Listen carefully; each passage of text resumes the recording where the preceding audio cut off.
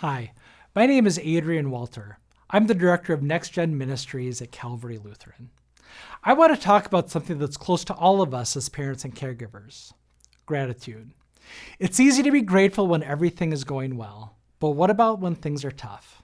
What about when parenting is overwhelming, and when life is messy, and when nothing seems to be going the way we hoped? How do we remain grateful even when things are, not so good?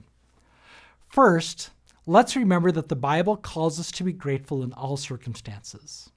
In Thessalonians, it says, "Give thanks in all circumstances, for this is God's will for you in Christ Jesus." Notice it doesn't say we should only give thanks when our life is easy or when our kids are perfectly behaved. It says in all circumstances, the good, the bad, and the frustrating. As parents and caregivers, this is a powerful reminder. Even on those days when the kids are fighting, the house is a mess, and we feel like we're at the end of our rope, God is calling us to find something to be thankful for. It's not about pretending everything is perfect. It's about choosing to see God's goodness even when life is hard. Gratitude shifts our focus from what's wrong to what God is doing, even in the midst of our struggles.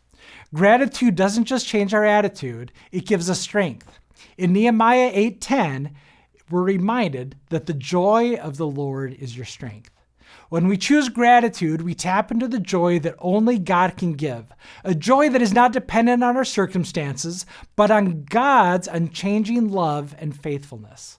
Being grateful as a parent doesn't mean ignoring the hard stuff. It means acknowledging that even in the middle of the hard stuff, God is still at work. God is still providing, still guiding, and still loving us. When we focus on what we're thankful for, we gain the strength we need to keep going, even when parenting feels overwhelming. Another important reason to practice gratitude is that it models faith for our children. Our kids are watching how we respond to stress, disappointment, and frustration. When they see us giving thanks to God, even when things are tough, they learn that gratitude isn't just a feeling, it's a choice rooted in trust. In Philippians 4:6-7, we're told, "Do not be anxious about anything, but in every situation, by prayer and petition, with thanksgiving, present your requests to God. And the peace of God, which transcends all understanding, will guard your hearts and your minds in Christ Jesus." When we approach life with gratitude and trust in God, we model for our kids what it looks like to rely on God, even in difficult times. This teaches them that faith isn't just for the good days, it's for every day. So how do we practice gratitude when parenting feels hard? Here are a few practical steps. First, pause and thank God for small blessings.